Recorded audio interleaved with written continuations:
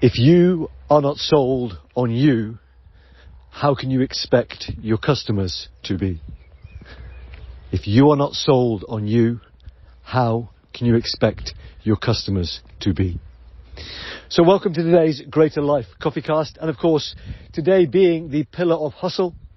And as we wrap up our exploration of the 7 elements of the Greater Life Clarity and Traction System, today we are talking about converting the sale.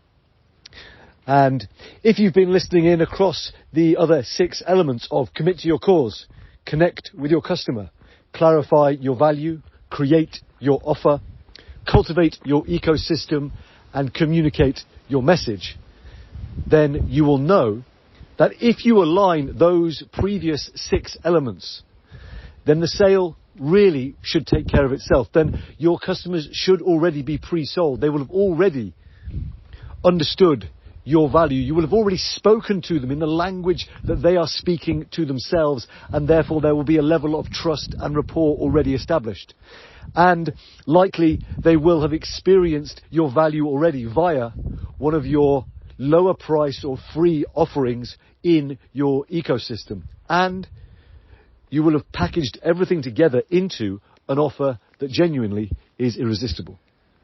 And if you've done all of these things, then simply the process of having a sales conversation should be more of a practical guide rather than a hard sell. It should be simply you educating the customer on what they are going to get, what they can expect, what they can receive, and answering any questions they may have that might be any kind of final impediment to them saying yes. Now, when we explored the element of create your offer, one of the things that we spoke about in the CoffeeCast was that trust is the core of your offer. And when it comes to having sales conversations that convert, of course we can understand that trust is at the core of that too. At the heart of any sales conversation that results in a sale, there must be a level of trust from the customer for what you are offering, and indeed for you. So that is the principle or the idea that I opened this CoffeeCast with, which is that if you are not sold on you, and by that I mean if you are not sold on your solution and the results it can give, and indeed on your capacity to deliver that solution, well then there is no way that your customer is going to be sold on you and what you offer. There will be a disconnect of energy. There will be a lack of alignment, a lack of congruence. And as a result, there will be no sale. So, my question today is, what needs to happen for you if there are any areas in which you feel like things don't stack up in your offer right now, and in how you might have those conversations? And if I look back on my recent sales experience of bringing new members into the Greater Life community, one thing that strikes me is that one of our customers really genuinely had, from what we could tell, no money.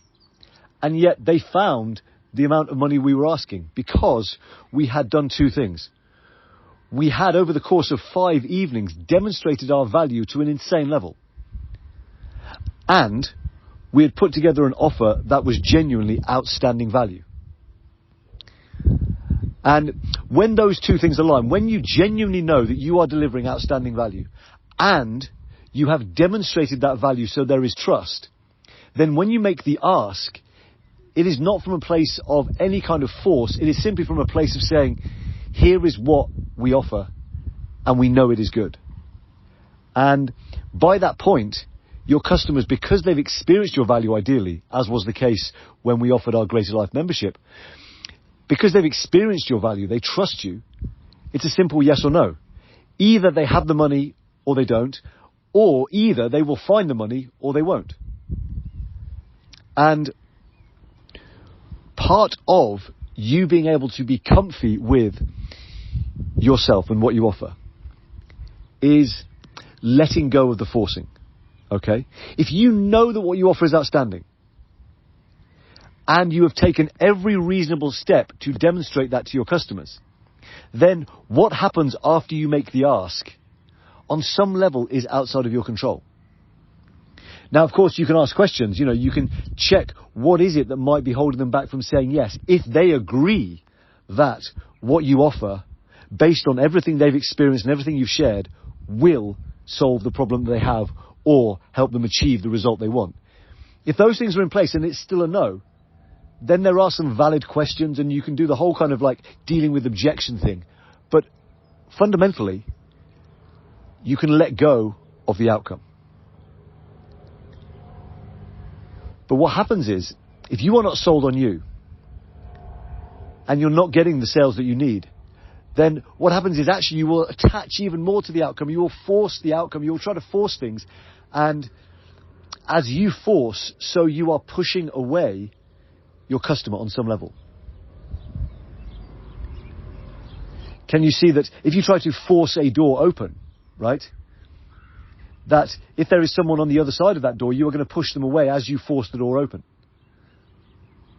And what this looks like in real terms is things like buyer's remorse, is a greater level of refunds. Okay? And indeed, an error that I have made on many occasions when I was in forcing mode is to overpromise and underdeliver, to offer the world so that you get the sale. Just offer the world and worry about how you're going to deliver it later. Rather than simply knowing that if I offer these things, this is absolutely outstanding for what I am offering. And you can choose to add in some other things if you want, but you do not make those explicit. Okay? This is a really key piece, is that if you are going to be sold on you, then there should be a clear package. If you're trying to throw the kitchen sink at the sale, what it means is you're not sold on you. You're not sold on what you're doing because you feel like you have to add more value until it becomes like something impossible to say no to. And on some level, can you see that there is a manipulation when that is occurring? When you're saying, oh yeah, we'll do this and we'll do this and we'll do this and offer this and give this and do that. Actually, there is a forcing. There is a manipulation. And what we want is a clean, clear energy. An energy that stands in its own value and says, hey, here is what we've got. We know this works. We know it will be of benefit to you. What will it take for you to take the next step? Can you see how different and hear how different that energy is? And it all starts with you being sold on you and what you offer. Because from those roots will come the fruits of the sale.